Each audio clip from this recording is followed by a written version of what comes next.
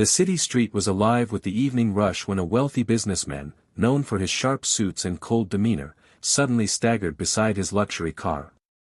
Clutching his chest, he fell to the ground, gasping for air. People froze, staring in horror, unsure of what to do. Among the crowd, a young girl in worn clothes pushed forward. She looked out of place, small and fragile compared to the chaos around her. Yet her eyes burned with determination. Dropping to her knees, she pressed 2 fingers to his neck and shouted, "Calm down, I'm a doctor." The crowd scoffed. How could a poor street girl possibly be a doctor? But she ignored them. Her hands moved steadily as she began CPR, counting compressions, breathing for him, her voice firm and urgent. Some bystanders tried to pull her back, doubting her ability, but she shook them off. Moments felt like hours until, finally, the man let out a weak gasp. Relief rippled through the people just as the wail of sirens grew louder. Paramedics rushed in, checking his vitals, and confirmed what no one believed: she had saved his life. Later, in the hospital, the man awoke to see the same girl sitting quietly outside his room. Gratitude replaced his pride as he realized that the person he once would have dismissed without a glance had given him another chance. Days later, he stood before cameras, announcing he would sponsor her medical education, humbled by the very kindness that had restored his life. The air was thick with tension as the man lay motionless on the sidewalk, his face pale and drenched in sweat. The people surrounding him murmured anxiously, some pulling out their phones, others frozen with fear. Through the circle stepped the young girl, her clothes faded and shoes worn thin. She pushed her way past the doubtful stares and knelt beside him, her movement steady despite the panic around her. She placed her ear near his mouth, checked his pulse, and without hesitation began chest compressions. "Calm down, I'm a doctor," she declared with surprising authority. The crowd broke into whispers, some laughed, others shook their heads. To them she was just a poor girl with no place in this crisis. But she didn't falter. Her palms pressed firmly against his chest in rhythm, her breaths measured and precise.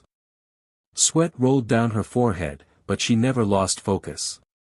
A few bystanders leaned closer, urging her to stop, warning she might make it worse, yet she brushed them off with a fierce shake of her head. Every push was a fight, not just for the man's life but for the belief that her knowledge and courage mattered, no matter what she looked like.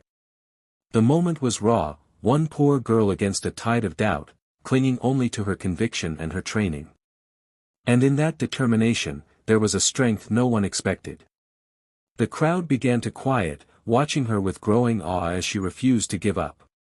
The minutes dragged on like hours as the girl continued her desperate efforts. Her arms ached, her breath grew heavy, but she refused to stop. Around her, the murmurs of the crowd turned into arguments, some urging her to step aside, convinced she was wasting precious time, while others, now shaken by her determination, urged her to continue. Her heart pounded, but her focus never wavered.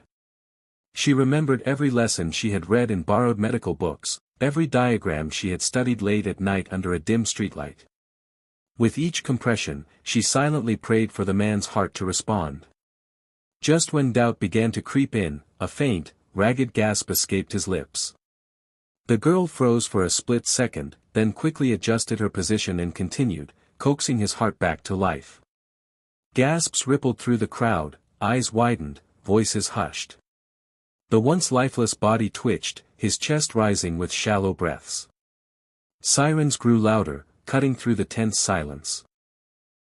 When the paramedics arrived, they immediately checked his vitals, then exchanged looks of astonishment. "She kept him alive," one whispered, almost in disbelief. The girl leaned back, exhausted, her clothes stained, her hands trembling but victorious.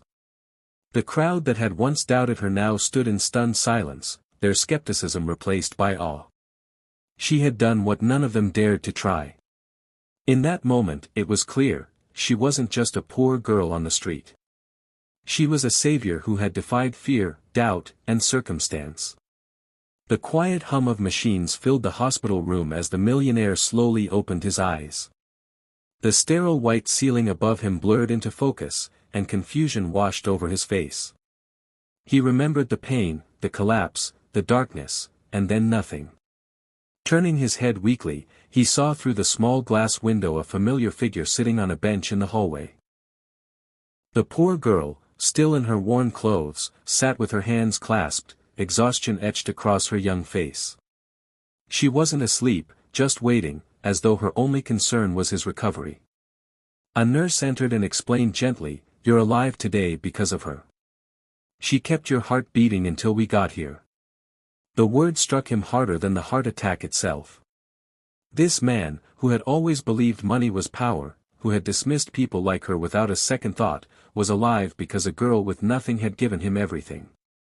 His throat tightened as he asked to see her. When she entered shyly, her eyes lowered, he struggled to find the right words. His voice trembled as he whispered, "You saved me, when no one else did." Tears threatened to fall, a strange feeling of humility washing over him. For the first time in years, he felt small, not because of weakness, but because of the greatness in someone he once would have ignored. In that fragile silence, he realized that true wealth was not measured by what he owned, but by the compassion he had just witnessed. A few days later, the story had spread far beyond the hospital walls. Reporters gathered, cameras flashing as the once proud millionaire stood at a podium. But his usual arrogance was gone, his voice was softer, touched with sincerity. Beside him stood the same girl, nervously clutching her hands, still wearing the modest clothes that told her story better than words ever could. He cleared his throat, then looked directly at her with eyes filled with gratitude. "This young woman saved my life," he began, his voice cracking. "When everyone else stood back, she stepped forward. She reminded me that true courage and kindness cannot be bought, they come from the heart." The audience fell silent, hanging on every word. Then he made an announcement that shocked them all. He would sponsor her entire medical education, ensuring she could fulfill her dream of becoming the doctor she already proved herself to be. The girl's eyes welled with tears, her lips trembling as she tried to smile. For a moment, the world seemed to pause, the millionaire, humbled, the girl, lifted, the crowd, inspired. Applause erupted, not just for her bravery, but for the reminder of what humanity could be when compassion triumphed over doubt. As the cameras captured her tearful smile, the story closed not with the image of a poor girl saving a rich man, but with a richer truth, that sometimes the smallest hands carry the greatest power to change a life, and in doing so, they change the world.